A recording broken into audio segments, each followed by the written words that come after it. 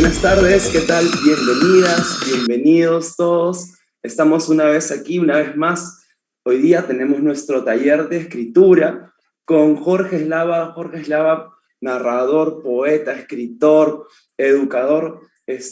Bienvenido, gracias por estar aquí con nosotras, con nosotros. Te cedo el pase para comenzar con el taller. Cualquier cosa que necesiten, yo voy a estar aquí. Me parece que también podría ser parte ¿no? De poder compartir el Claro que sí. evento contigo también. A ver, muy emocionado también de estar aquí.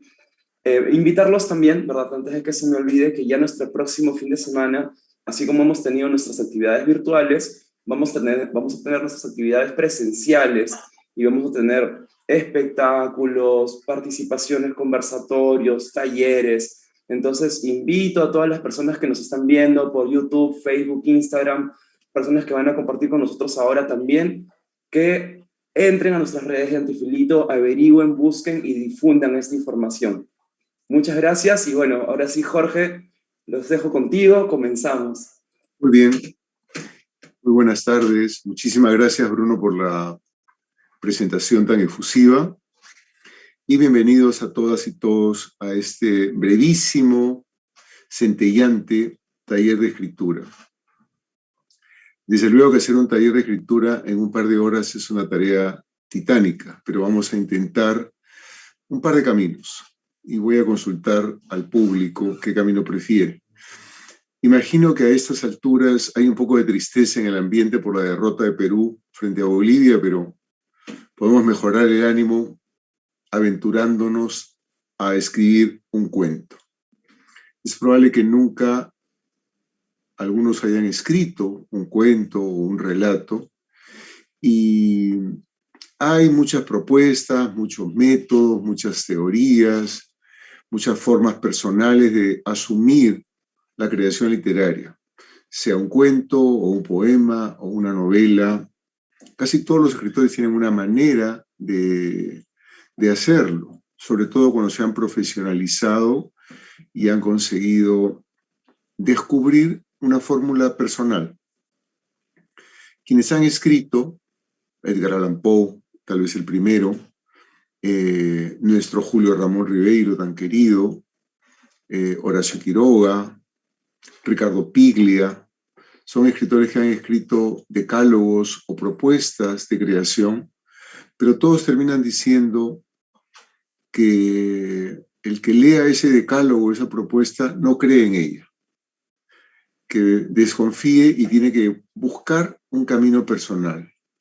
Entonces yo lo que voy a ofrecerles a ustedes es uno o dos caminos posibles y cada uno de ustedes lo asume a su modo, lo enmienda, lo mejora y se embarca en esta aventura de escribir un relato o un cuento. Vamos a intentar escribir un cuento muy breve y los dos caminos que voy a ofrecer, como entiendo que quienes están participando son docentes de colegio, no lo sé si de primaria o de secundaria, he escogido dos cuentos para hacer el mismo experimento, o bien con uno, que podría ser un cuento apropiado para niños, o en su defecto un cuento más bien para adolescentes, ¿no?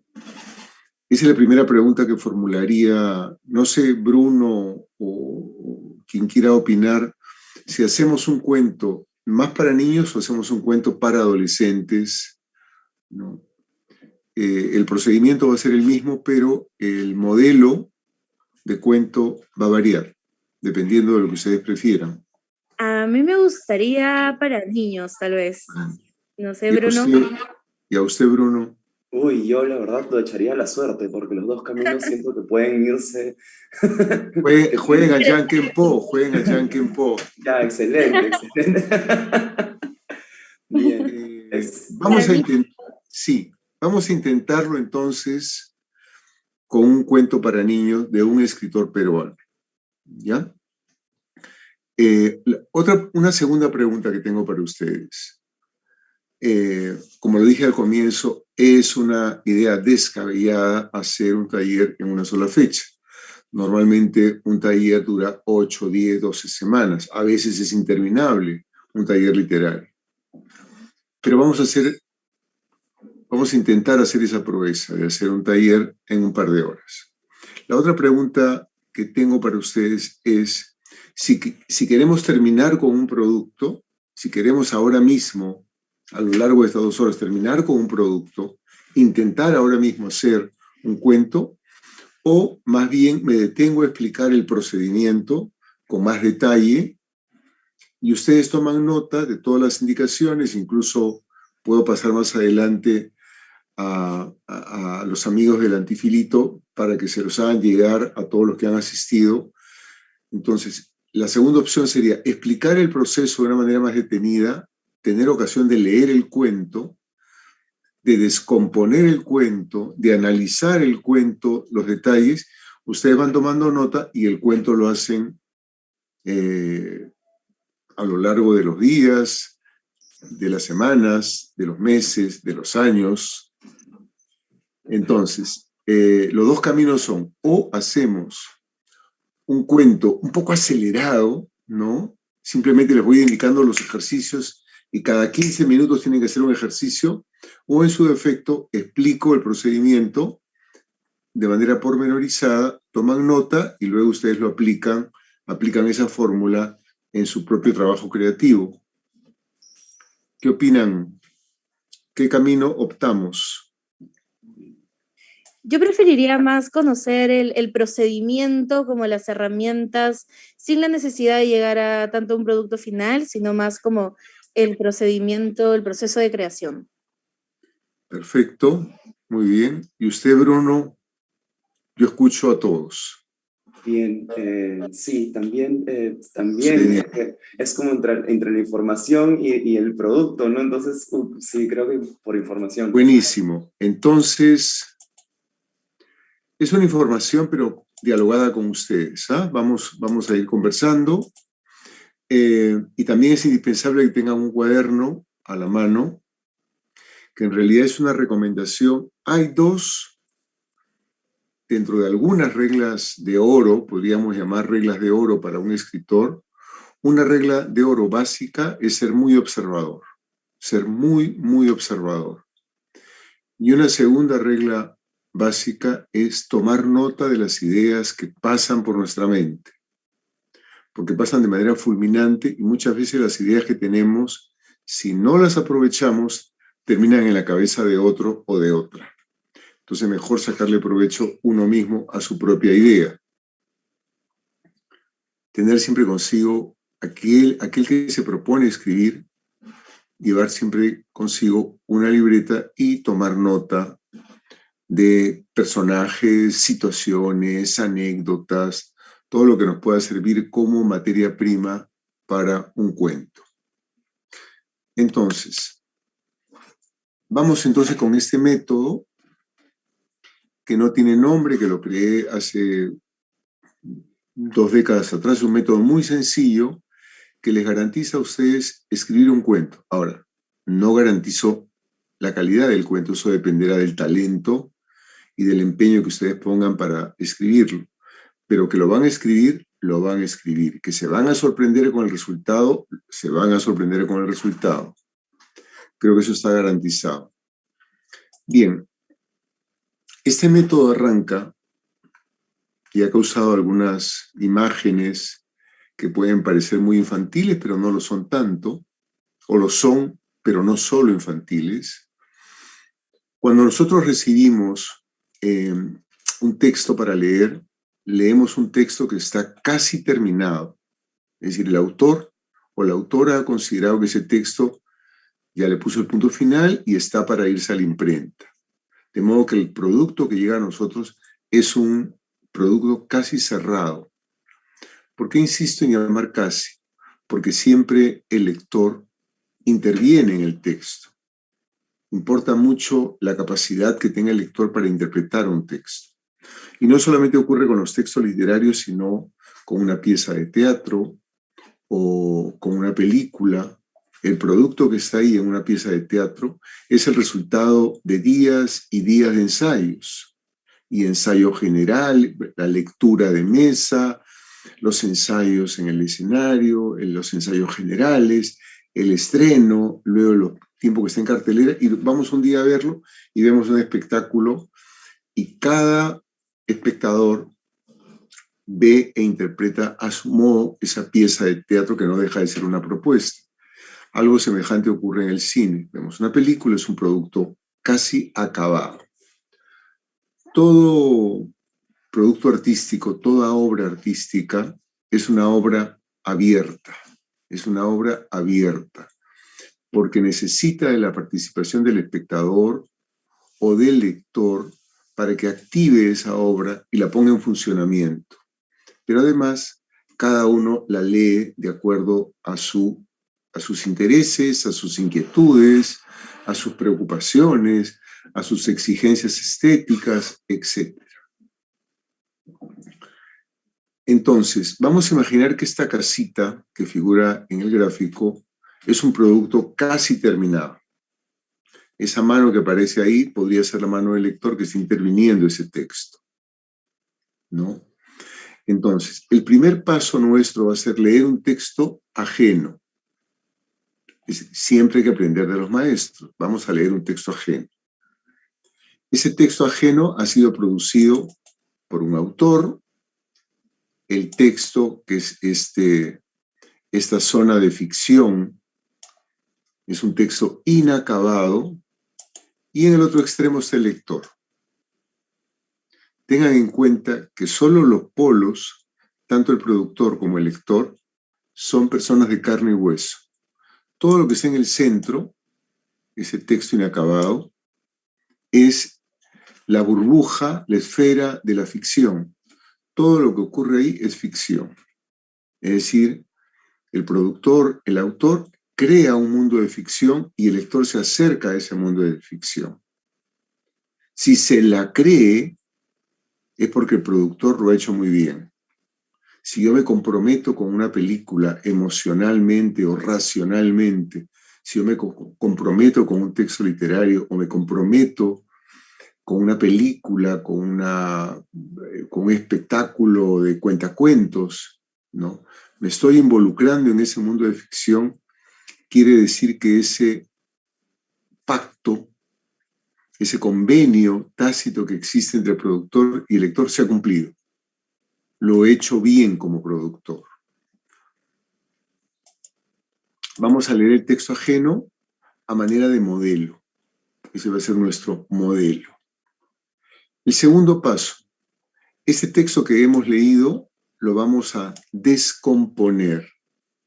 Es como cuando antes, hace décadas atrás, uno recibía un regalo, un juguete de hojalata a cuerda, y todo niño, toda niña tenía una curiosidad por saber cómo funcionaba internamente ese juguete. Entonces uno quería desarmarlo. Y muchas veces lo desarmaba y te quedabas con las piezas sueltas y no sabías cómo rearmarlo, ¿no? Pero quieres conocer ese mecanismo secreto de qué hace funcionar ese juguete. Tienes muy claro que ese muñeco que tienes ahí, que toca un tamborcito, no tiene un corazón, no tiene músculos, no tiene tendones, no tiene huesos. Entonces, ¿cuál es el secreto que esconde en su interior? ¿De qué están hechas sus entrañas? ¿No? Entonces, uno descompone el juguete. Igual vamos a descomponer nuestro texto. Y para descomponer el texto es indispensable que esta operación sea una operación lenta, morosa, sin prisa. No se trata de ganar un campeonato de lectura. La lectura no es un asunto de velocidad. Más bien yo diría que es un asunto de lentitud y de comprensión, ¿no? Entonces, nuestro primer paso, elegir un cuento modelo, leerlo. El segundo paso, descomponer ese texto. Entonces, esta casa, que estaba en la primera imagen, queda descompuesta en un montón de fichas, que son de distintas dimensiones, de distintos colores, en fin. El tercer paso, tenemos que reconocer los elementos que integran el cuento. Una vez que lo hemos descompuesto, es como desarmar una pieza de madera, como desarmar un mueble, ¿no? Y reconocer, si fuera una silla o una mesa, las patas, el respaldar, el tablero, ¿no? ¿Qué papel desempeñan? ¿Qué función cumplen? Entonces vamos a descomponer el cuento en nuestro tercer paso.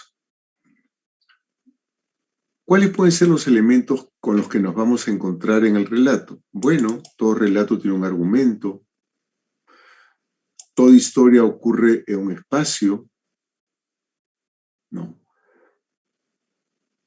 Todo argumento está interpretado por personajes y los personajes están parados o echados o sentados en un lugar físico, entre comillas porque es ficción.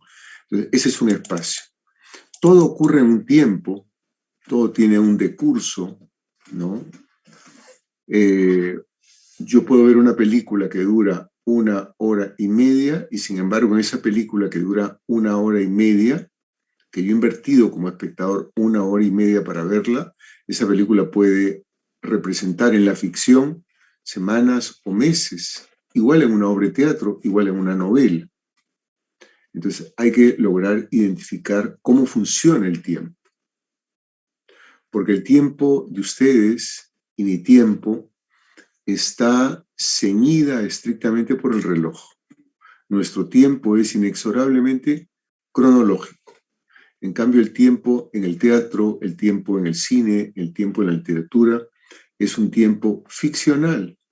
Es un tiempo que lo programa el autor como quiere. Acelera, desacelera, salta, elimina momentos. Luego, personajes, diálogos, casi siempre hay diálogo en los cuentos, aunque pocos, pero casi siempre hay diálogos, conflictos, siempre hay un conflicto, siempre pasa algo, siempre hay algo que nos inquieta, que nos crea zozobra. Hay temas, toda historia tiene un tono melancólico, un tono festivo, un tono sarcástico. En todo texto literario siempre el lenguaje es la sustancia que une todo, ¿no?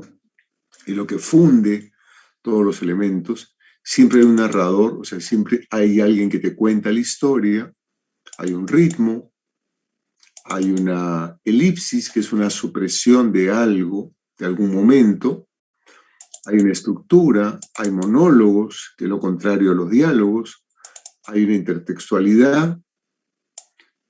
Todos estos elementos podemos pensar que son estas piezas, que están, una vez que hemos desarmado el relato, están dispersas, pero que han estado muy bien armaditas en el relato. Lo hemos descompuesto para reconocer cuáles son los elementos que hay, para conocer cada pieza y cómo funciona cada pieza. Una vez que hemos reconocido cada pieza y que puedo identificar con cierta seguridad cuál es el argumento, cuál es el tiempo, cuáles son los personajes, cómo funcionan los diálogos, cuál es la estructura del cuento, recién puedo echarme a hacer mi texto personal siguiendo este camino.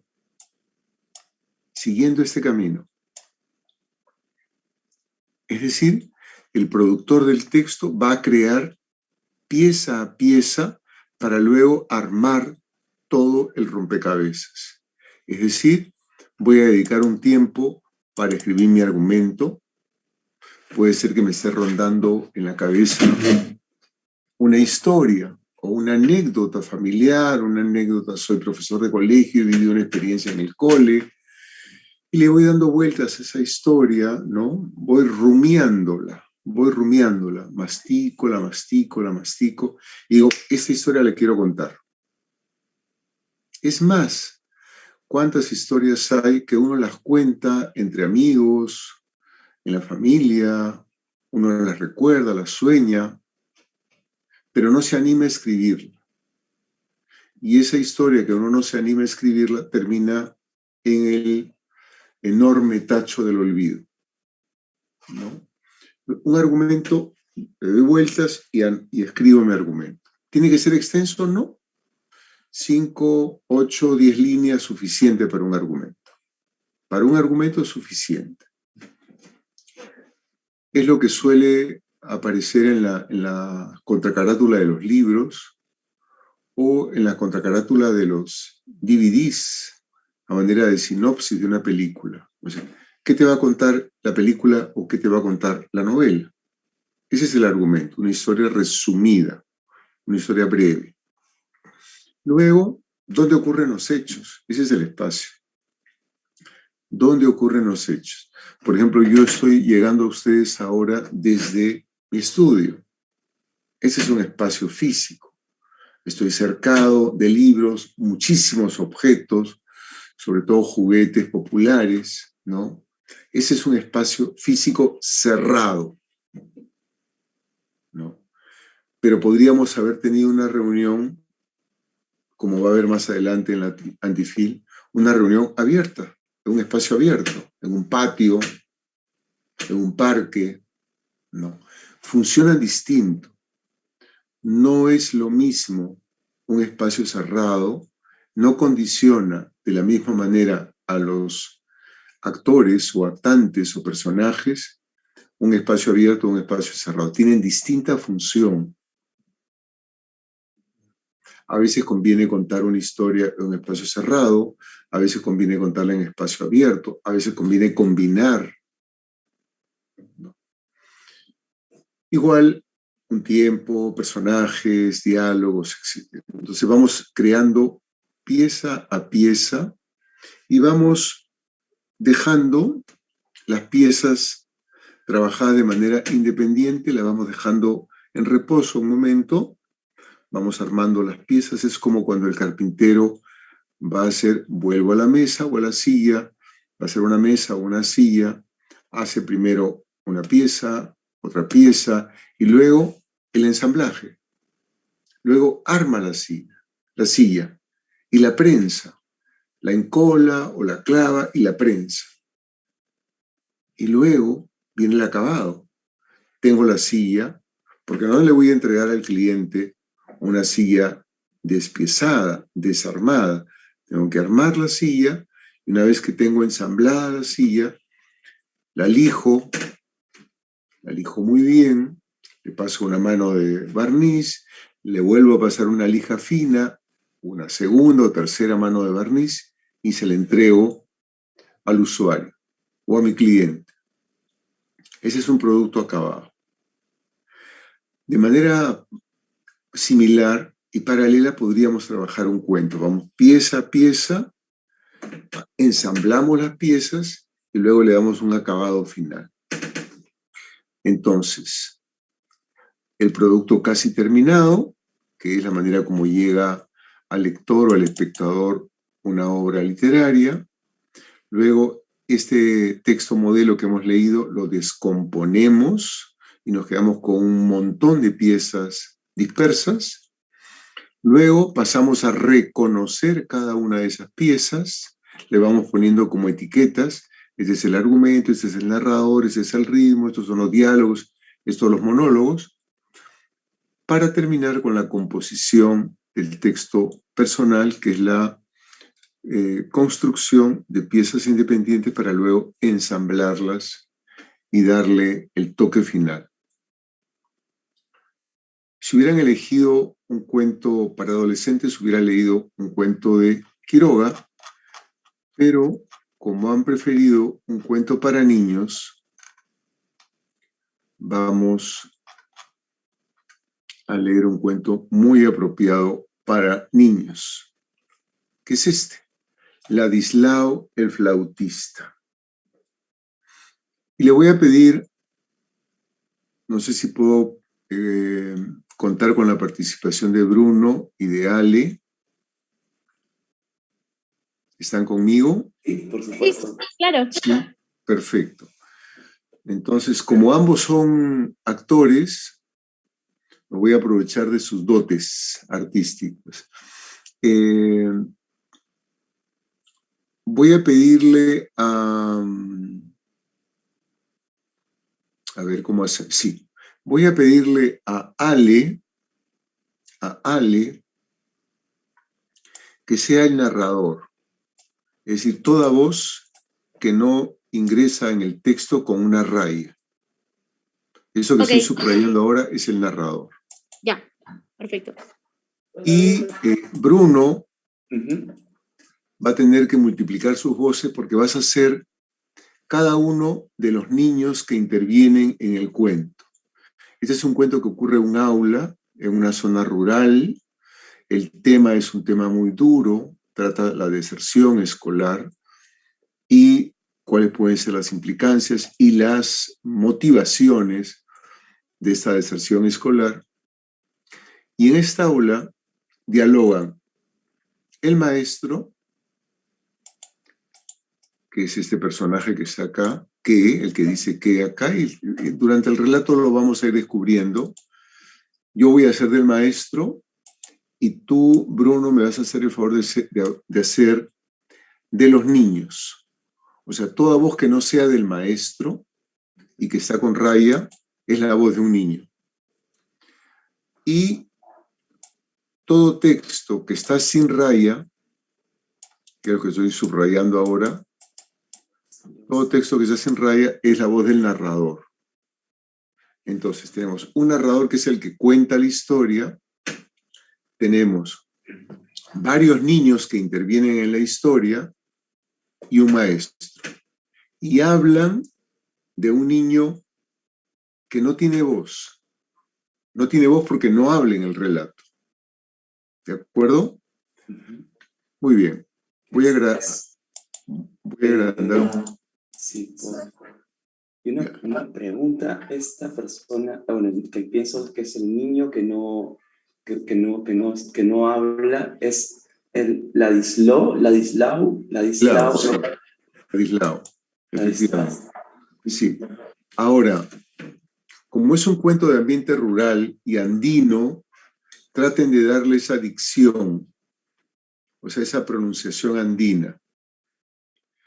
Porque ahora que tú has dicho Ladislao, vas a darte cuenta, Bruno, que los niños dicen Ladislao, ¿no? Mientras que el maestro y el narrador dice Ladislao, L-A-O. Veía que está escrito de dos formas, claro, ahora ya. Sí. ¿Está bien el tamaño o puede ser más pequeño? Porque si es más pequeño, si lo pongo así... Está bien. Ya. Está bien. A mí está perfecto. Muy bien. Entonces, arrancas tú, Bruno, y continúo yo. Cuando tengas alguna duda, si entras o no, si es tu línea o no, simplemente ese es un segundo. Si yo no entro, es porque te corresponde entrar. Perfecto. Y en el caso de Ale, no hay problema porque la voz del narrador, del que cuenta la historia, el que enuncia el cuento, no va precedida por una raya. Ok. ¿Vale? Muy bien. Sí. Entonces, cuento de Francisco Izquierdo Ríos, un escritor peruano, Ladislao el flautista. ¿Oyes, maestro? ¿Qué? Flauta. Y toda la clase se sume en silencio. ¿A cuál más los muchachos tratan de oír, levantándose de las carpetas? El Ladislao, sí, el Ladislao. Solo puede ser Ladislao, maestro. Sabe tocar así la flauta. No puede ser Ladislao, niños. Su padre hace poco me ha dicho que está ausente y que ya no regresará al pueblo. Ha ido a Chachapoyas, donde su madre. El Ladislao, señor, ha llegado tarde, al anochecer con la lluvia. Yo lo he visto. La escuela es ya un revuelo. En todos los labios tiembla el nombre de Ladislao y una profunda ola de simpatía cruza la escuela de banda a banda. El Ladislao, señor, allí está su cabeza. Sí, maestro, allí está. Véalo, usted está mirando por el cerco. Efectivamente, la cabeza hirsuta del Ladislao aparecía por sobre el pequeño cerco de piedra de la escuela. Este zamarruelo, vayan a traerlo. Y 3 de los muchachos más grandes de la clase van como un rayo en su busca. Y después de un rato vuelven sin haber podido coger a Ladislao y solo dicen: Señor, se escapó a todo correr como un venado por el monte. Qué raro.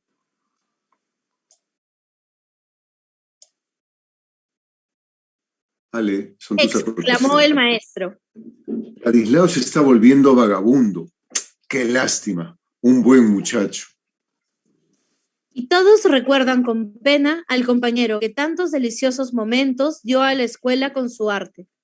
Parecía que Ladislao hubiera nacido con el divino don de tocar la flauta y de hacer flautas de carrizo como nadie. Todos recuerdan aún que, cuando un grupo de comuneros del pueblo salió a explorar la verde e inmensa selva que empieza al otro lado del cerro, fue él quien iba delante tocando la flauta, acompañado en el tambor por Machzi, otro muchachito, hasta la loma de las afueras, donde se despidió de los valientes exploradores. Y, además, todos recuerdan nítidamente su inseparable poncho raído, con color de tierra, ya por el demasiado uso, y su cabeza enmarañada y rebelde, como los zarzamorales de las quebradas. El Ladislao se ha vuelto así, dice maestro, porque mucho le pega a su madrastra. Sí, algo he sabido. Pobre muchacho. A mí me ha contado así, señor, llorando. Por eso dice que vive así, señor, andando por todos lados, por todos los pueblos. Ahora dice, señor, no ha llegado a la casa de su padre, ha llegado donde la mamá Grishi. Su padre ya ni cuenta de él, dice, señor. Lo ve como un extraño. Y ahora dice, maestro, se va a vivir en la mina. ¿En las minas de sal? Sí, y señor. ¿Y su madre? Dice, señor, que está enferma en Chachapoyas. Y precisamente él quiere trabajar para ayudarla. Y por eso, dice, maestro, ya no vendrá más a la escuela. En ese momento volvieron a irse lejanas notas de flauta, que como sollozo de niño abandonado, hacían florecer en la escuela todo un rosal de emoción perfumada de tristeza. El corazón de los niños estaba en suspenso. En la huerta, bañada por la luz de oro de un jovial sol mañanero, hasta los finos álamos parecían agobiados de pena. Ladislao, el flautista, se alejaba para siempre de la escuela.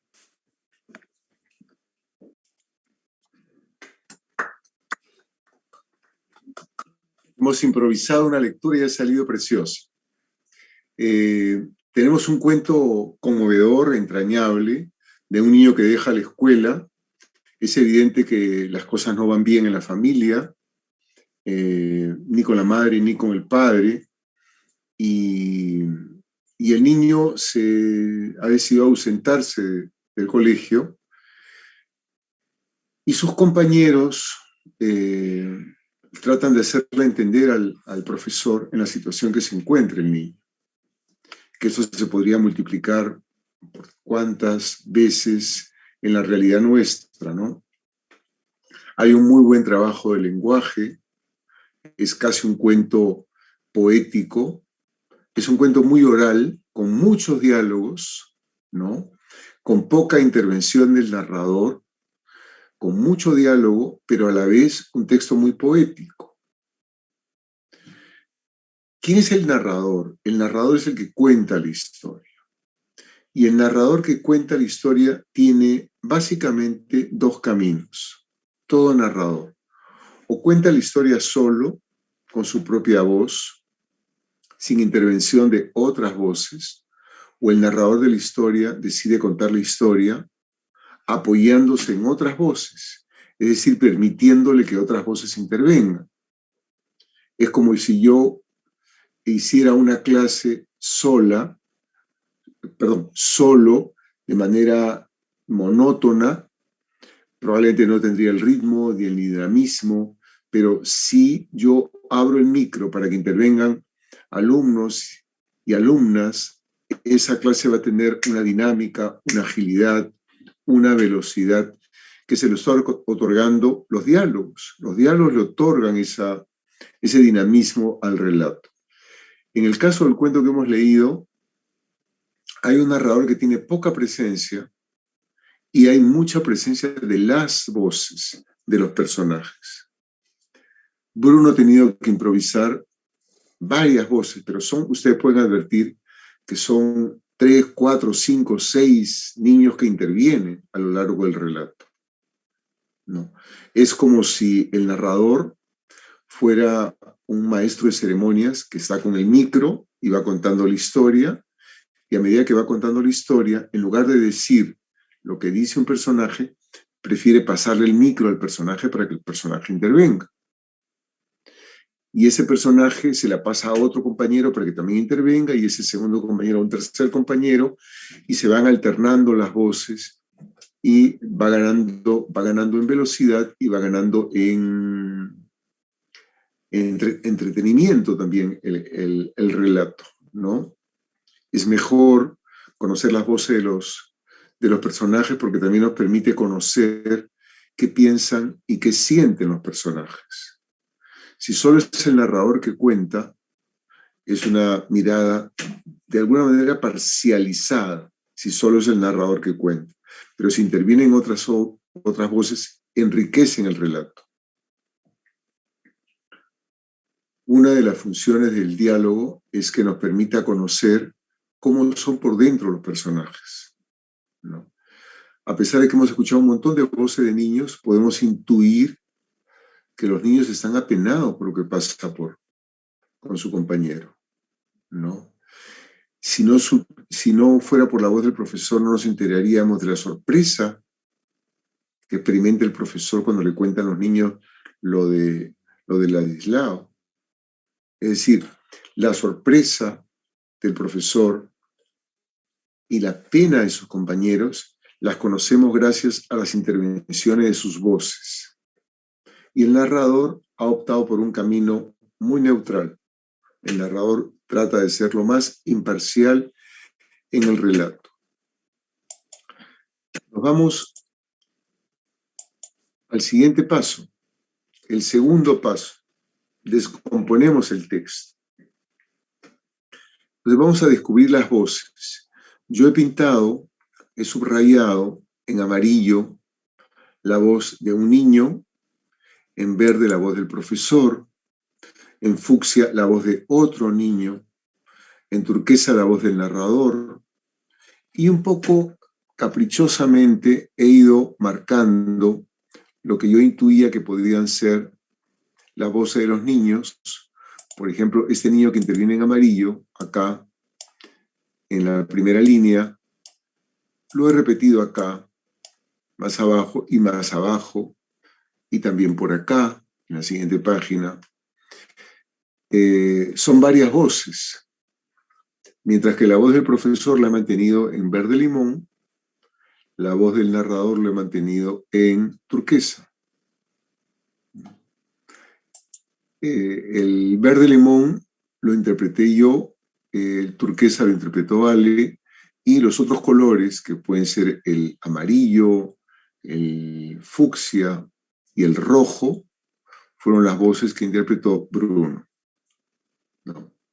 Entonces, al hacer este trabajo manual de colorear el texto, ahora es más fácil con la computadora, nos permite ir descubriendo cómo se han presentado y cómo han actuado las voces en el relato.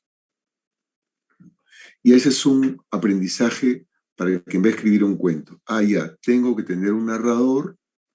Este narrador puede contar buena parte del cuento o puede contar un pedacito del cuento para que más bien otras voces lo cuenten, Puede contar todo el cuento si quiere. Ya eso dependerá de lo que elige cada autor al crear su narrador. Porque el autor, que es esta persona de carne y hueso, crea un narrador, que es el que cuenta la historia. No es el autor el que cuenta la historia. El autor crea un narrador que a su vez genera la historia. Entonces acá están subrayadas las voces, diferenciando la voz del narrador de las voces de los personajes. En este tercer paso reconocemos otros elementos. Voy a volver para que ustedes recuerden la cantidad de elementos que tenemos que ir descifrando. Es todos estos. Recordemos, en todo cuento hay un argumento, hay espacios, hay tiempos, hay personajes, hay diálogos, etc. En toda película hay un argumento, hay espacio, hay tiempo, hay personajes, hay diálogos, hay conflictos, etc. En toda película igual. Es decir, en toda esfera de ficción que tenga un relato, que se cuente una historia, como ocurre en una película, como ocurre en una pieza de teatro, incluso me atrevería a decir como ocurre en una canción o en un poema. Se dice algo, se cuenta algo, hay alguien que enuncia algo. Entonces, en el poema la composición es un poco más hermética, más cerrada, pero en todo lo que tenga que ver con una narratividad, en el cine, en el teatro, en la literatura, hay esos elementos. Entonces vamos a ir descubriendo esos elementos. Este es el segundo paso de las voces y este es nuestro tercer paso. No lo he subrayado todo para que ustedes puedan hacer su trabajo.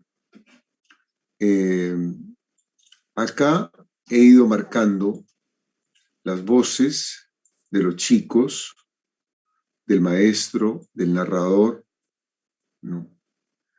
Pero también en amarillo, observen ustedes lo que está en amarillo, está el espacio.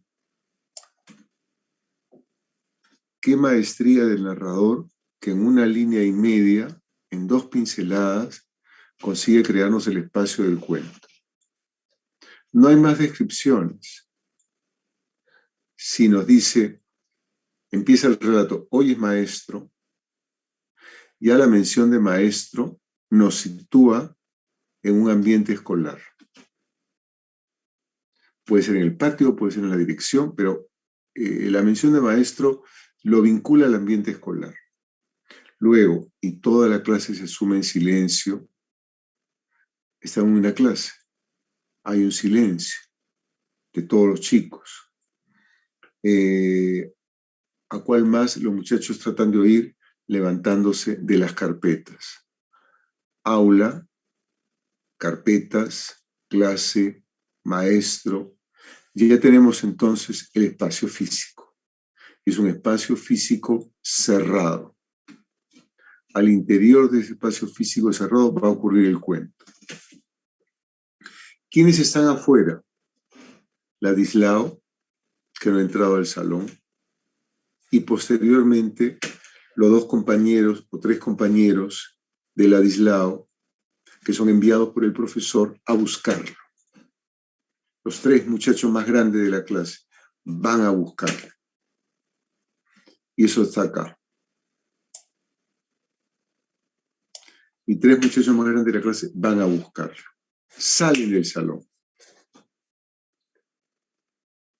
¿Por qué no lo buscan dentro del salón? Primero, porque Ladislao no está dentro del salón. Esa es una respuesta obvia, pero podría haber una segunda respuesta, aún estando Ladislao en el salón, porque no tendría mucho de aventura o mucha de emoción buscarlo dentro del salón, porque es un lugar reducido. Yo necesito que esos 3 chicos salgan del salón a buscarlo por el campo, por la ladera, por la colina, por la quebrada.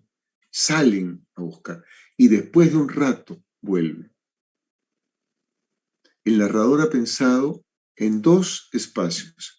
Un espacio cerrado, donde va a ocurrir el cuento, y un espacio abierto al cual se va a aludir, pero que el narrador no va a salir. El narrador es como la cámara de cine. La cámara se queda dentro del salón, no sale del salón. Pero basta que el maestro ordene a tres muchachos, los más grandes con la intención, ese más grandes no es gratuito, con la intención de que los más grandes lo capturen. Salen los chicos y el lector sabe que han salido tres muchachos. Un rato después vuelve, no lo han encontrado.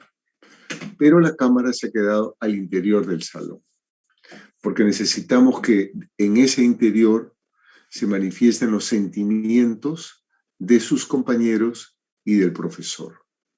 Y así, con una lectura detenida, vamos descubriendo cada uno de esos elementos.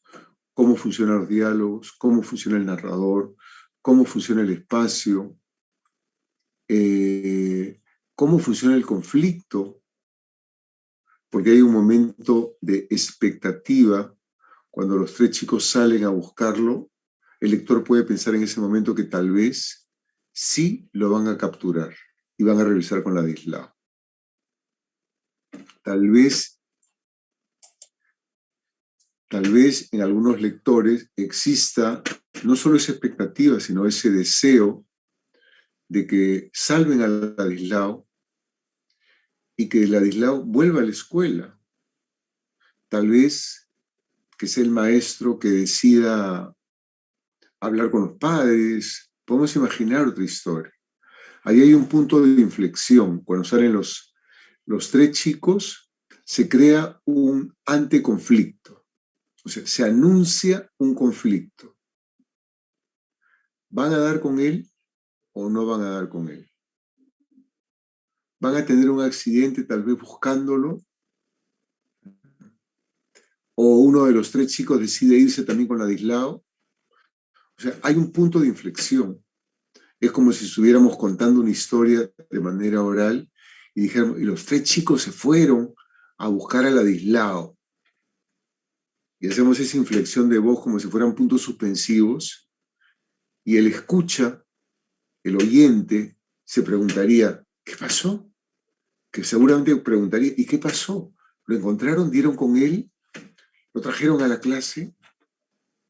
Ah, espérate, te voy a contar lo que pasó. No, después de un rato regresaron y le dijeron, ha corrido como un rayo. O sea, es un chico del campo, con sus yanques probablemente, con su poncho raído, como lo describen. Un chico pobre, menesteroso, e encima maltratado por sus padres. Ha huido, y más adelante dice, ha huido como un venado. Esa comparación ya es un trabajo de lenguaje, aunque no nos parezca, es un trabajo de lenguaje elaborado. Porque primero dicen, ha corrido como un rayo, lo cual denota gran velocidad. Pero luego dicen, ha corrido como un venado, como un animalito salvaje. Y además, asustado. Miren ustedes los atributos que le está dando solamente con la referencia que le dan los compañeros. Ha corrido como un rayo, velocidad. Como un venado se ha ido. Es un animalito salvaje que va por los peñascos, ¿no? Y asustado. Asustado de caer en manos de sus compañeros porque ya sabe qué significa eso. Tal vez volver al colegio. Cuando hace un rato dije, el lenguaje es esta sustancia que va a fundir todos los elementos, ¿no? He dicho es una gran afirmación. El lenguaje unifica los elementos a través de un sentimiento, de una idea que tiene el narrador. Cuando leo este cuento me sorprendo cómo un cuento con tanto diálogo, como un cuento, con esa sensación de estar leyendo un cuento oral, no obstante, la oralidad tiene una gran dimensión poética, ¿no?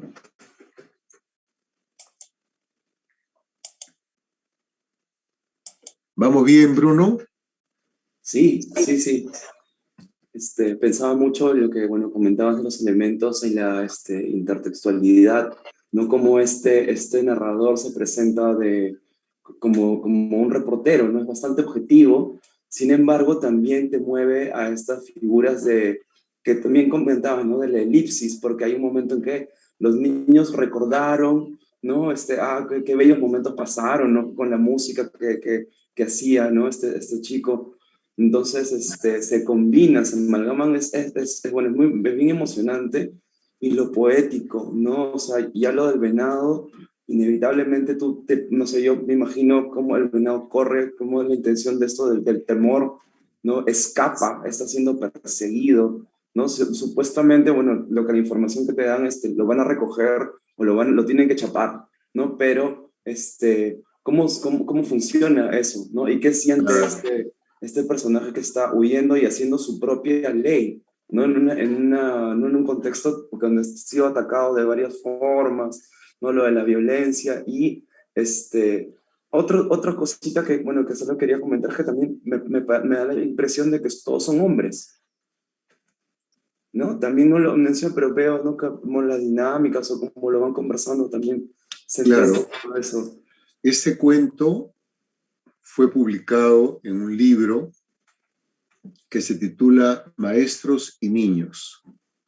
Es un libro de relatos que contiene cuentos de ambiente escolar y fue publicado en 1959. 59. Voy a referirme a dos puntos que ha señalado Bruno que me parecen muy interesantes, ¿no? 3 puntos. Primero, el género que integra el salón, solamente varones. Claro, hasta los años 70 en el Perú, los colegios estaban divididos en colegios de hombres y colegios de niñas, ¿no? A partir de la década del 70 empiezan a integrarse, empiezan a surgir los colegios mixtos, ¿no? Pero en el Ande, hasta, yo diría que entrado el siglo XXI, si bien había un salón niños y niñas, los sentaban por columnas, estaba muy diferenciado. En una columna los niños, en el aula, incluso cuando era un aula multifuncional, niños en una columna, niñas en otra columna, igual en la formación antes de ingresar al aula, ¿no? De modo que eso revela también una característica de nuestro sistema educativo y revela también otra característica penosa de nuestro sistema educativo, que es el abandono escolar o la deserción escolar. Bruno ha mencionado una palabra que me parece clave, parece un reportero. Es verdad, el narrador, aunque no muestra, no se conduele, no muestra emoción, está narrando de una manera bastante objetiva, está comunicándole al lector un problema que ocurre en la educación peruana. 1959, les recuerdo la fecha de publicación de ese libro. Tanto así que eso que recoge el reportero podría haber optado por una noticia periodística, ¿no? La deserción escolar en el Perú ha incrementado, niño flautista de su pueblo se escapa. Podría haber sido una noticia escueta, un cable, como llegaba en esa época, 59, 60, 70, un cable de provincias, ¿no? No podemos sino solo especular si Francisco Xavier Río lo vivió, porque él fue maestro toda su vida, o lo leyó en el periódico. Los dos canales de información son perfectamente válidos. A veces hay un error cuando se dice el escritor escribe sobre lo que conoce. Eso es verdad. El escritor escribe sobre lo que vive. Eso es verdad.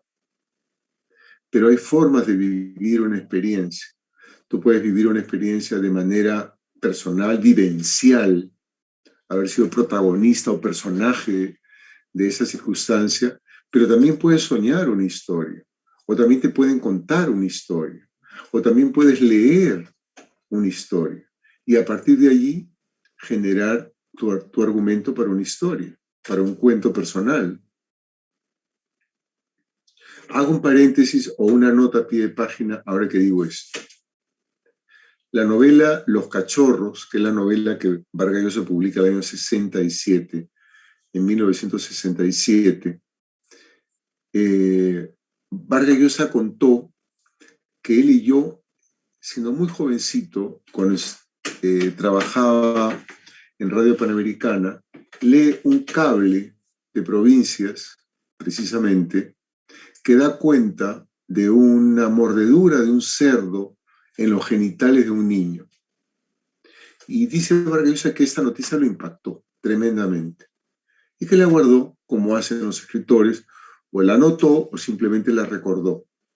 Años después reaparece esa impresión, ¿no?, de este niño mordido por un cerdo, y a partir de ese recuerdo, Vargas Llosa empieza, lo que le decía hace un momento, a rumiar, a darle vuelta, a cranear de qué manera puede escribir una historia donde una persona es mordido por un animal, no necesariamente un cerdo, en los genitales. ¿Por qué le importó tanto a Vargas Llosa una herida en los genitales? Lo explica Vargas Llosa en un texto introductorio. Él dice que la mayoría de heridas que sufrimos a lo largo de la vida se cierran, cicatrizan y muchas de ellas se olvidan. Pero hay heridas que no cierran, que permanecen abiertas, ¿no? Y con el tiempo, esas heridas abiertas crecen, se ahondan y son más dolorosas. Una herida en los genitales a los 9 o 10 años, que es lo que ocurre en el personaje de Los Cachorros de Vargas Llosa, que recibe un ataque del perro Judas en un colegio religioso y hiere sus genitales cuando tiene 9 o 10 años, pero los genitales le van a ser mucho más importantes en su adolescencia. Y es cuando empieza a desagregarse, a aislarse el personaje queer de sus amigos, porque todos sus amigos cuentan sus experiencias amorosas, sus experiencias sexuales, y él no puede, porque ha quedado dañado de los genitales, y empieza a sustraerse del grupo de los amigos y a llevar una vida licenciosa, desordenada, que lo conduce al suicidio, ¿no? Ese es el caso de una herida que con el tiempo crece, ¿no?, aumenta en significación, en dolor, incluso hasta marcar el destino del personaje, ¿no? Cierro el paréntesis o la nota a pie de página. Entonces, podríamos especular si Francisco Izquierdo Ríos lo leyó en el periódico o lo experimentó, lo escuchó como maestro. Repito, él se pasó toda la vida enseñando. De modo que Francisco Izquierdo Ríos pudo haber escrito una pequeña crónica o simplemente ser una noticia, ¿no? Pero él da el salto del reportero al narrador. Un narrador que permite que ingresen otras voces, un narrador que se permite ciertas licencias poéticas, o sea, un narrador que tiene una voluntad literaria, una voluntad artística para contar un cuento hermoso. El otro punto que señaló Bruno es el de la elipsis. Efectivamente, la elipsis es una acción que aplica el narrador cuando necesita, por lo general, apurar un relato. Corta un pedazo de la historia y la elimina. Por ejemplo, el maestro manda a los 3 muchachos más fuertes a buscar a Ladislao. Y en la misma línea, y un rato después, o un buen rato después, puede haber pasado 10 minutos, 20 minutos, 30 minutos, pero el narrador lo pone en la misma línea. O sea, pise el acelerador de la velocidad del relato y el relato adquiere un ritmo que no tenía hasta ese momento, porque en ese momento el ritmo era más moroso. Salen los chicos y un buen rato después regresan y dicen que no lo han encontrado. Ese buen rato alude a ¿cuánto? ¿Media hora? ¿20 minutos? Esa es la aplicación que se le da por lo general al elipsis, ¿no? Que además es una figura gramatical. Elipsis es la supresión de un elemento en una frase, en una oración. Suprimimos un elemento y cuando se sobreentiende, no afecta el enunciado, queda bien, ¿no?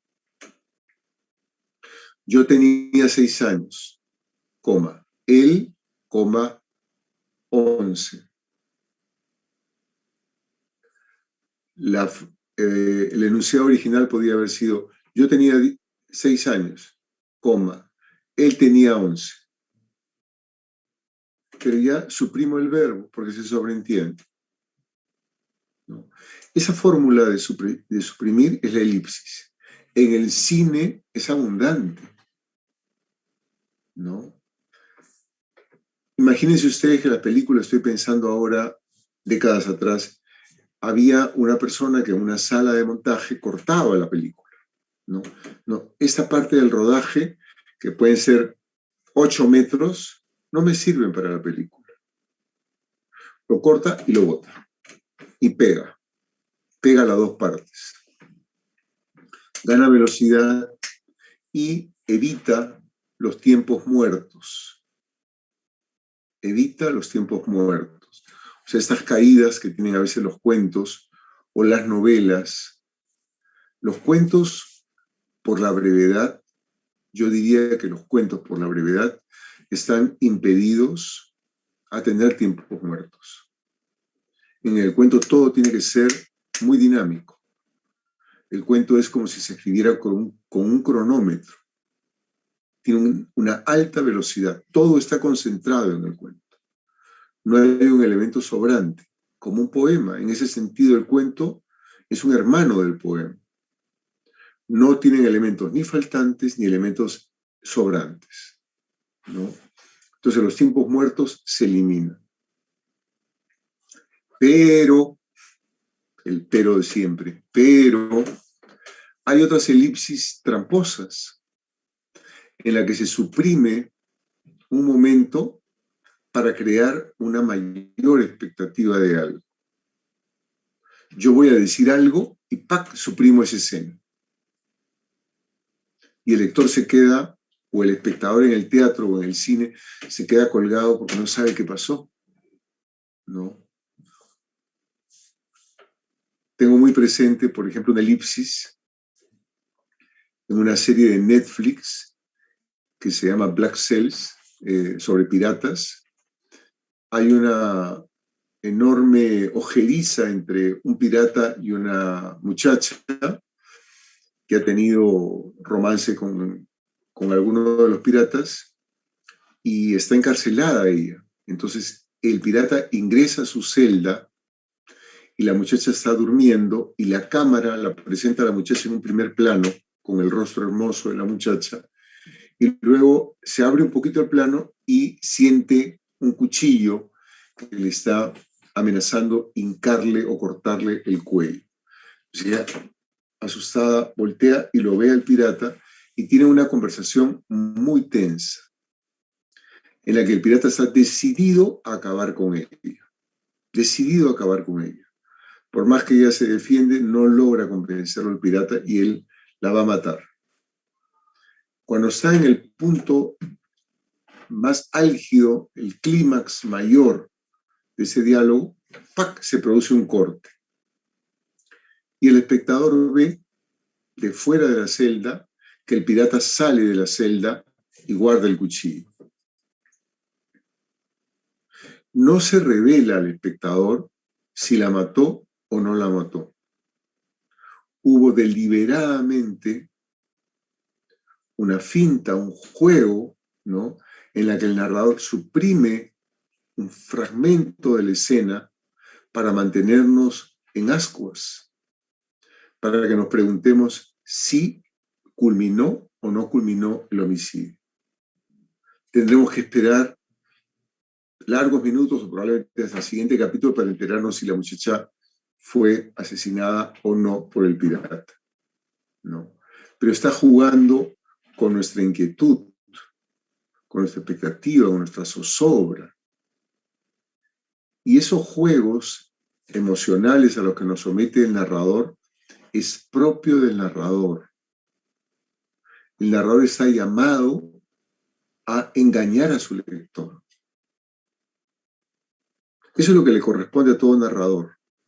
Yo tengo que engañar a mi lector para producirle después una sorpresa.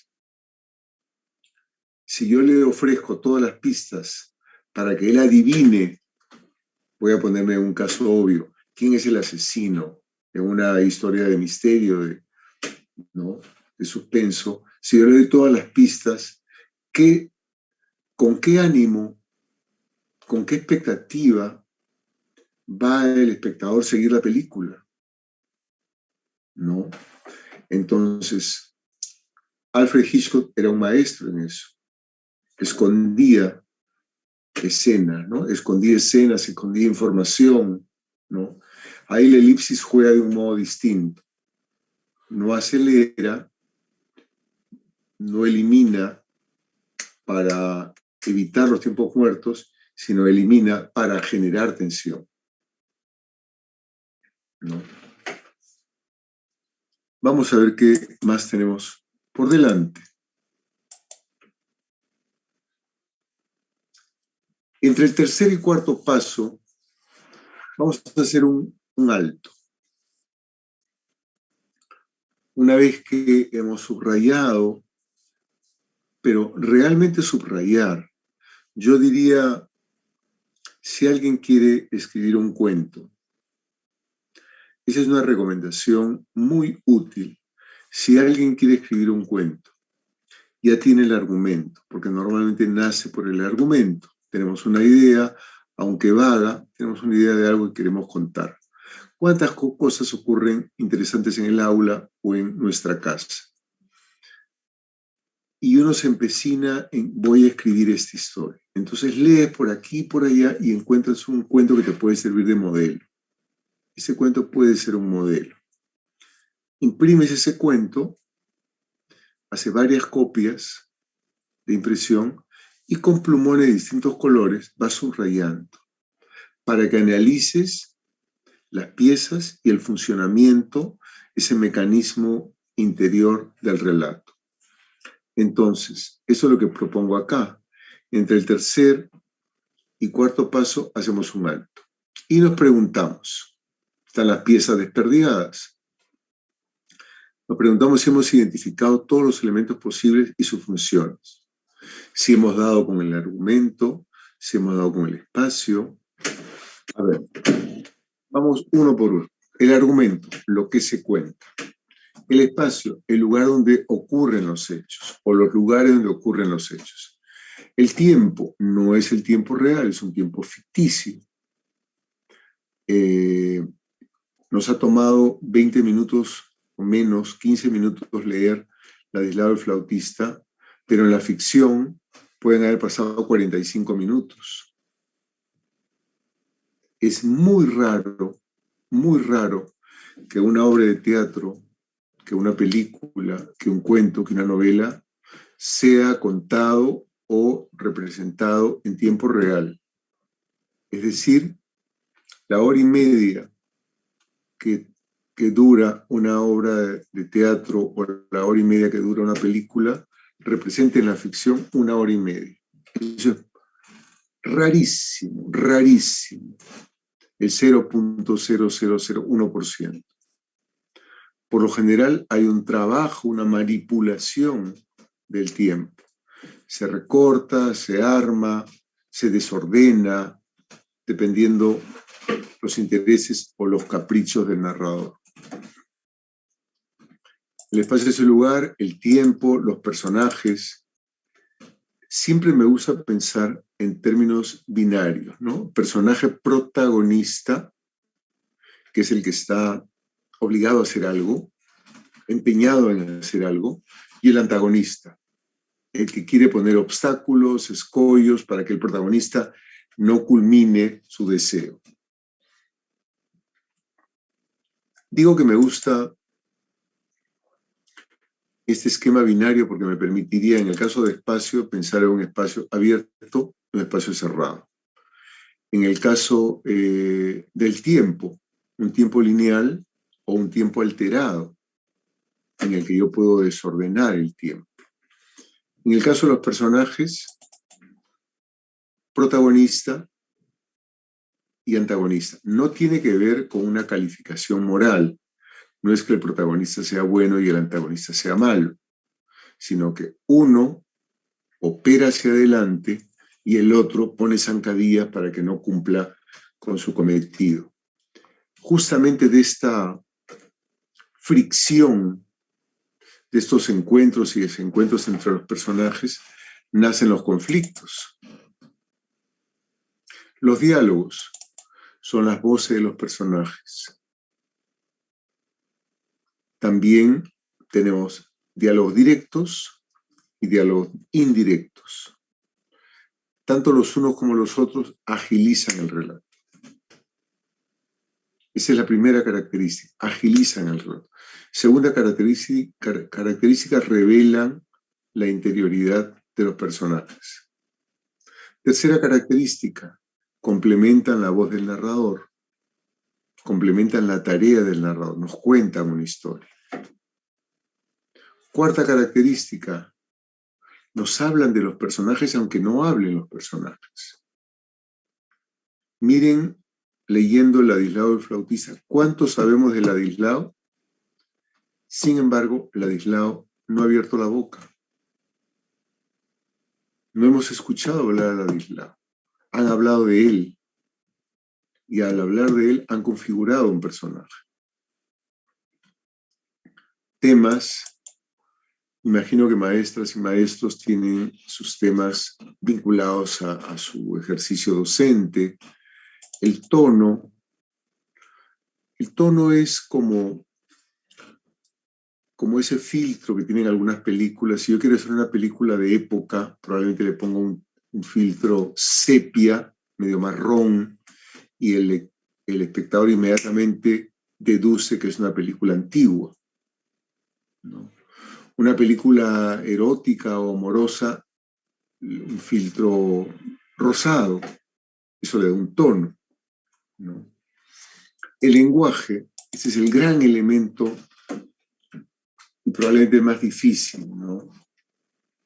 ¿Qué lenguaje o lenguajes voy a usar? En el caso del texto que hemos leído, no tenemos un solo lenguaje. Tenemos, por un lado, el lenguaje del narrador, que es un lenguaje poético, preciso y poético. No abusa de figuras literarias, pero usa algunas, ¿no? Tenemos el lenguaje del profesor, que es un lenguaje criollo, es un lenguaje que se aproxima a la voz del narrador, y tenemos el lenguaje de los niños, que es un lenguaje con una dicción abiertamente, claramente, evidentemente andina, ¿no? Habrán advertido ustedes que en el título dice Ladislao, que el narrador dice Ladislao, que el maestro dice Ladislao. Sin embargo, los niños dicen Ladislau, Ladislau. Ese es un trabajo de lenguaje que decide el narrador. El narrador en algún momento se debe haber dicho, si todos dicen Ladislao, es porque todos hablan igual. Ahí hay dos señales lingüísticas que son bien evidentes. El Ladislao y el dis. Dis, que pues maestro. El dis y el Ladislao marcan una cultura. Mientras que el lenguaje del maestro marcan otra cultura, una cultura criolla y una cultura andina. Una cultura criolla que se sorprende frente a lo que está pasando y una cultura andina que parecen están apenadísimos, pero parece que no es algo tan raro que ocurran este tipo de deserciones. Cada una de las piezas, miremos estas piezas, cada una de las piezas tiene un tamaño, una forma, un color, una textura, es decir, estoy pensando en el gráfico, pero también estoy pensando en esto. Cada una de las piezas tiene una forma de presentarse. Entonces, vamos a ordenarnos un poco más. Si ya tenemos esta idea, vamos a recapitular y luego ordenar nuestro trabajo final. Primero leemos un cuento. Lo leemos bien, amorosamente, en cámara lenta, no hay nadie que nos apure. En el segundo paso, desarmamos el cuento. Como cirujanos con nuestro escalpelo vamos desarmando el cuento. En el tercer paso, le ponemos rótulo a cada una de las piezas, le ponemos un nombre. Bautizado, eso se va a llamar el argumento, ese es el argumento, estos son los personajes, estos son los escenarios, estos son los diálogos. Entonces, ya los tengo leído mi texto, tengo descompuesto mi texto y tengo rotulado cada pieza. El cuarto paso es componer la historia. Entonces yo sugiero que para componer la historia, después de hacer todo este análisis, componer pieza a pieza. Mi primera pieza va a ser el argumento. Mi segunda pieza van a ser los personajes. Uno, no, por lo menos dos. Mi personaje protagonista y mi personaje antagonista. Tercera pieza, escenario. Uno, no, un escenario abierto y un escenario cerrado. Diálogos. Hago un texto con diálogos directos, diálogos indirectos. Para ordenarnos, este rompecabezas que ya se empieza a complicar, es que propongo algo de teoría, ¿no? Acá mucha atención porque normalmente no hacemos un análisis así en el aula, pero eso nos va a esclarecer mucho cómo ingresar a un texto y salir airoso, poder analizar, comentar, criticar un texto. Distingamos los hechos, lo que se cuenta. Los hechos son qué se cuenta, de la forma como se presentan, cómo se cuenta, qué se cuenta y cómo se cuenta. En el qué se cuenta no está la literatura. La literatura, el arte, reposa en el cómo se cuenta. Ahí está el arte literario. El qué se cuenta no es muy difícil. Todos podemos tener una o muchas historias para contar. Pero tenemos que saltar a la otra experiencia del cómo se cuenta y a veces nos quedamos atascados en ese salto. Tenemos historias buenas, pero no sabemos cómo contarlas. Lo primero es la historia, el qué se cuenta, y lo segundo es el discurso, ¿no? Historia. ¿Qué se cuenta? Que es la explicación ordenada de los acontecimientos narrados, independientemente de cómo se narre. Esto lo tenemos todos sin mayores problemas. ¿Qué vamos a contar? Basta echarse como quien revisa un álbum de recuerdos, a recordar, a evocar algunas experiencias y van a surgir muchas historias que queremos contar. ¿Cuáles son mis recomendaciones? Evitar lugares comunes, evitar ser superficiales, evitar ser inconsistentes. En este punto yo siempre sugiero investigar. Voy a hacer un trabajo, aunque conozca, investigar un poco más, para no equivocarme, para no patinar, ¿no? Procurar originalidad, conocimiento del tema y poder de persuasión. O sea, tenemos que convencer al lector. Esta es la historia. ¿Qué se cuenta? Es un plano. El otro plano es el plano del discurso. ¿Cómo se cuenta? ¿De qué técnicas, de qué recursos me voy a valer para contarlo de una manera elegante o persuasiva o graciosa o dramática o apesadumbrada? Cada uno busca el modo como quiere contar su historia. Cómo se cuenta, la manera como se expresa la historia según el reordenamiento del narrador y de acuerdo con el ritmo que se imprime. Y acá reside el arte literario, en el discurso. Y recomiendo un buen vocabulario, porque el léxico reducido nos conduce inevitablemente a reiterar, repetir, ser monótono. Conocer la gramática, ¿no? Esto básicamente, el vocabulario y mucha lectura, mucho cine, mucho teatro, mucha música, ¿no? Cuarto paso. Estamos revisando el cuarto paso, la composición del texto personal. Tenemos todas estas piezas. Ahí están las manos del autor. Tenemos todas estas piezas, ¿no? ¿Cómo lo ordenamos? Y acá está la mano ya activa ordenando. Primero, les decía, el argumento. Escribo mi argumento.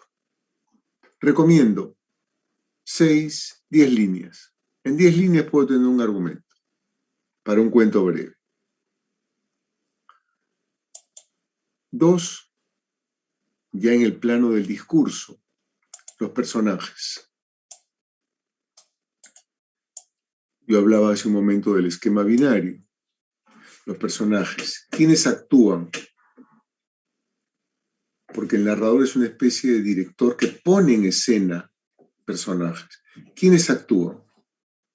Básicamente el protagonista y el antagonista. Miren este cuento que ustedes lo reconocerán, Hansel y Gretel. Los protagonistas son los niños y la antagonista es la bruja.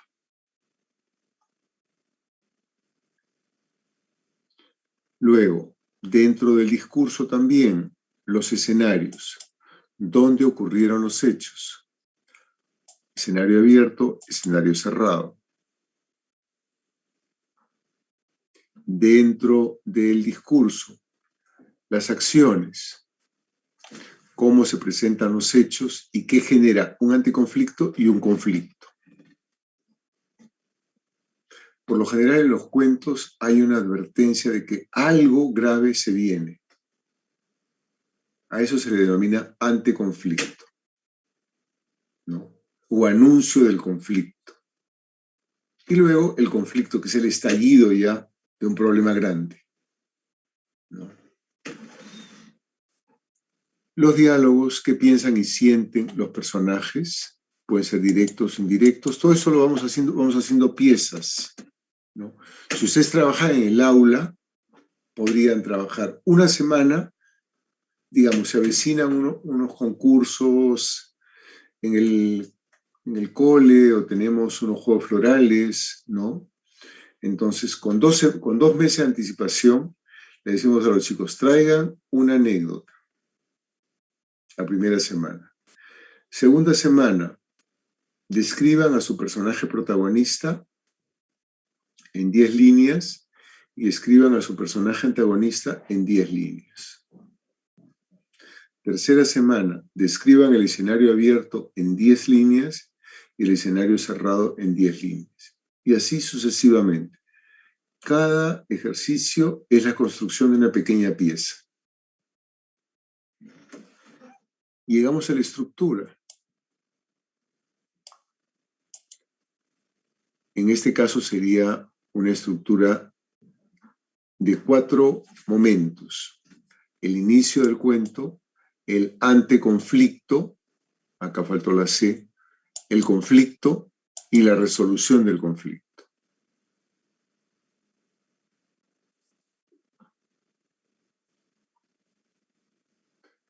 Una vez que ya tengo mis ejercicios del argumento, de los personajes, protagonista, antagonista, del escenario o del espacio abierto, cerrado, del tiempo lineal o desordenado, diálogos, directo, indirecto. Una vez que tengo todas esas piezas, procedo a el ejercicio más complejo, ensamblar todo, ordenar todo. Como he puesto ahí el ensamblaje, unir y ajustar armoniosamente las piezas. Desde luego que no es una operación aritmética. No es una operación aritmética. No es que vayan ustedes sumando. No es que yo les haya pedido a mis alumnos en la primera semana que escriban el argumento en 10 líneas. Tenemos una hoja con 10 líneas. La segunda semana les he pedido que describan al personaje protagonista en 10 líneas, al antagonista en 10 líneas. Y así sucesivamente. Puedo llegar a las 150 líneas solo con ejercicios. Y cuando llegamos al punto culminante, que es el ensamblaje, no les voy a decir a los alumnos, junten todas sus partes y lo presentan como trabajo final, sino lean cada una de las partes y vean qué les sirve de cada una de las partes para empezar a integrarlo. Por ejemplo, durante la lectura de Ladislao, yo les advertí cómo el escenario estaba descrito en 1 línea y media. Solo le bastó al narrador 1 línea y media para situarnos dentro de un aula de clases en un ambiente andino. Un aula con carpetas y con estudiantes. 1 línea y media. Pero probablemente en una versión inicial del cuento, el escritor puede haber escrito muchas más líneas ahí. Reduce, reduce, reduce y se queda con la esencia. Y vuelvo a la definición que hice hace un momento del cuento. En el cuento los elementos son importantes cada uno de ellos. Y hay que pulir, limar y quedarse con la esencia de cada elemento. Si nosotros incorporamos elementos de más, hacemos que el cuento vaya lento, sea aburrido. El lector exigente reclama presteza, agudeza, sutileza. El lector inteligente no quiere que le cuenten todo. Quieren que le cuenten una parte y que le sugieran para que uno piense y vaya descubriendo.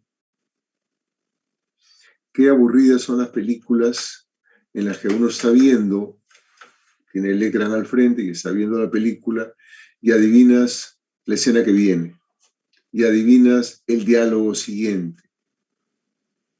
Al comienzo te sentirás un superdotado, un sabio, pero cuando se repite te termina aburriendo porque es una película que no te ofrece sorpresa. Nos sentamos a ver una obra de teatro, nos sentamos a escuchar una canción, nos sentamos a leer para someternos a esa experiencia de la sorpresa, de la conmoción, de la emoción. Cuento que leamos, novela que leamos, nos puede producir alegría o tal vez no. No estamos buscando finales felices, estamos buscando sorpresa, que ese texto nos conmueva, que al final de la lectura de ese texto, yo como lector, algo haya cambiado. Porque en la historia me han contado una historia conmovedora, donde las cosas empezaron de un modo y terminaron de otro modo.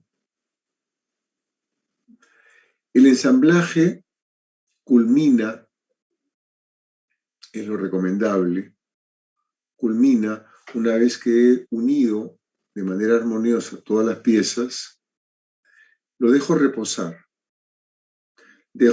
mi texto unos días, vuelvo a él y lo reviso, lo corrijo, lo leo en voz alta, se lo leo a mi amigo, a mi amiga, a mi novio, a mi novia, a mis padres, lo leo y voy viendo sus reacciones. Y cada lectura es la oportunidad de hacerle ajustes, mejoras, correcciones, preguntar, comentar, ¿no? En el colegio es bueno, al menos es como trabajo yo con mis estudiantes, formo parejas. Entonces, uno lee el trabajo del otro y el otro lee el trabajo del primero. Y son como la conciencia del otro, el superyo del otro. O hablando en términos de libros, uno es el editor del otro. Es el autor, pero su compañero es el editor. ¿Y cuándo es un buen editor? Cuando es un editor exigente.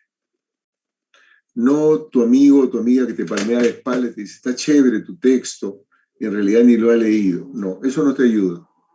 Te ayuda aquel que lee, y no diré que te masacra, pero aquel que lee tu texto y te dice, mira, está muy bacán, pero yo creo que acá podrías modificar esto, corregir esto otro, ¿no? Y llegará el momento en que uno va sintiendo que ese cuento está a punto de llegar al final. Rara vez tendremos la sensación de que el cuento es lo mejor. Siempre nos quedará una pequeña insatisfacción, ¿no? Y eso también es una motivación para volver y volver y volver al cuento hasta que llegue a manos de un editor, se publique y ya es propiedad del lector. El lector lee y opina sobre la historia que hemos escrito. Esto es lo que quería transmitirles en estas casi 2 horas, hora y 50. No obstante, siempre quedan dudas y hay que alegrarse de las dudas y de las preguntas. Siempre me alegro de eso, aunque no siempre me alegro de no tener las respuestas. Pero tal vez si hay preguntas de Valeria, de Bruno, de Ale, encantado de tratar de absolver las preguntas. Bien, Jorge, muchas gracias. Qué interesante porque has tratado de hacer algunos esquemitas con toda la información, ¿no? que hemos estado compartiendo. Me quedo bastante con la idea de, bueno, ¿no? De todo lo binario, y lo importante de lo binario y de tener estos dos lados, como en conceptos que se van trabajando, desarrollando, pero también en la visión de esta persona creadora y de los dos, las dos aristas no ficticias, ¿no? Entonces, ¿no? También cómo funciona ese juego y lo último, bueno, también de mi parte así teatral, ¿no? El hecho de cuando entregas tu producto artístico y que lo entregas con esa forma suelta, ¿no? De esperar que la otra persona lo reciba y ya le pertenece, ¿no? Como ya está, y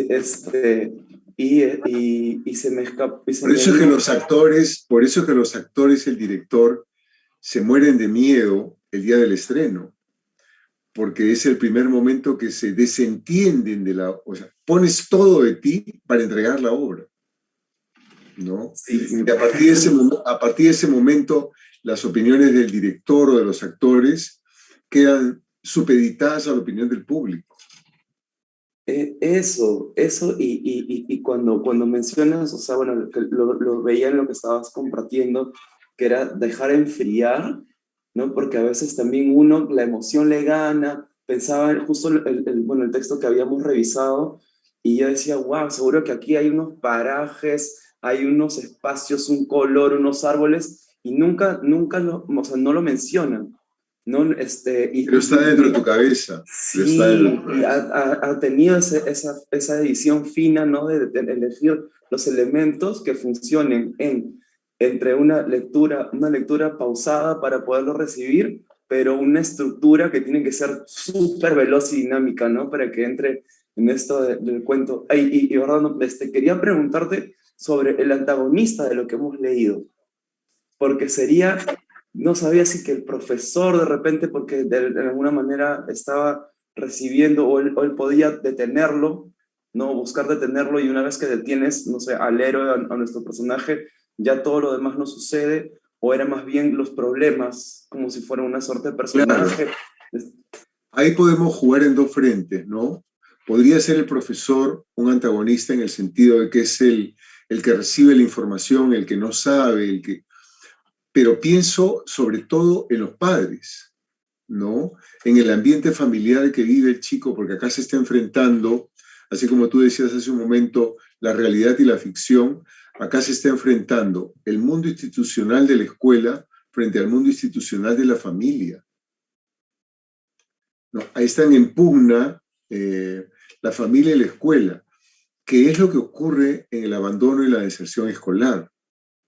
No creo que sea una decisión del niño o de la niña. Por lo general es una decisión o una inconducta de la familia que conduce al niño a abandonar la escuela. Entonces yo veo esos dos mundos enfrentados, el mundo de la familia y el mundo de la escuela, con propósitos y tratos distintos, porque es clarísimo que Ladislao es querido, incluso admirado por sus compañeros, pero es criticado, denostado y maltratado por su familia. Mira otra vez las oposiciones. Wow, qué interesante. Cuántas cosas. Sí, como para quedarse, ¿no? En este cuento, como para quedarse hablando un montón, porque de verdad suceden, ¿no? Nos hemos viajado de un contexto a otro, revive igual porque lo estamos leyendo ahora, ¿no? Entonces también, ¿no? La forma en que manejan el tiempo es maravillosa. No sé si hay una pregunta más por ahí, algo más que queramos compartir. Yo, desde mi lado, agradecerte, Jorge. La verdad es que nos has resumido todo un taller en 2 horas. Un grande, la verdad. Porque sabemos que esto lleva meses para poder desarrollarlo. Igual, muchas gracias. Y desde acá, todo el corazón, desde el área del Antifilito, por el tiempo que nos has brindado, más que nada. Y también me quedé con recibo el corazón con emoción, y es verdad, es un taller que se desarrolla en meses, 2, 3 meses por lo menos para hacer un taller básico, pero tal vez más adelante Es bueno que sepan los docentes que nos acompañan que generalmente estoy ofreciendo ese tipo de talleres tanto de lectura como de interpretación y de creación al magisterio, porque ese es el sueño ardiente que tengo en los últimos años. Difundir educación, más que nada, lo mismo que queremos nosotros, como Exactamente. para los niños, desde las áreas artísticas. Entonces, creo que compartimos el mismo enfoque. Así es. Estamos en la misma voluntad.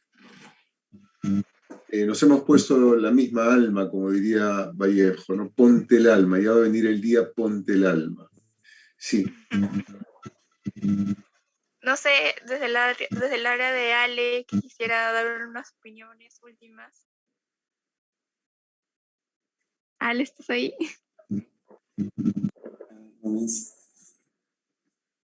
Creo que estamos con los del staff. Entonces, más bien vamos a ir cerrando. Una vez más, agradecerte, Jorge Eslava. Gracias a las personas que nos acompañan también en YouTube, en Instagram, en Facebook. Tal vez si el material queda también, ¿no? Para darle la oportunidad. Como mencionaba Valeria también, estamos en un tiempo con tantos cambios que es urgente, ¿no? Entrar en diálogo, ¿no? Compartir nuestras herramientas. Eso me parece una oportunidad maravillosa y como decía Jorge, también es muy emocionante. Gracias a todas y a todos los que han participado. Jorge, no sé si quieres decir algo final o no, conversado. Bueno, sí. Solo un saludo fervoroso a los y las organizadoras del Antifilito. Están haciendo una gran labor, y mis abrazos de siempre a los docentes. Que les vaya muy bien. Salud y esperanza para todos y todas. Gracias Jorge, gracias a todos y a todos.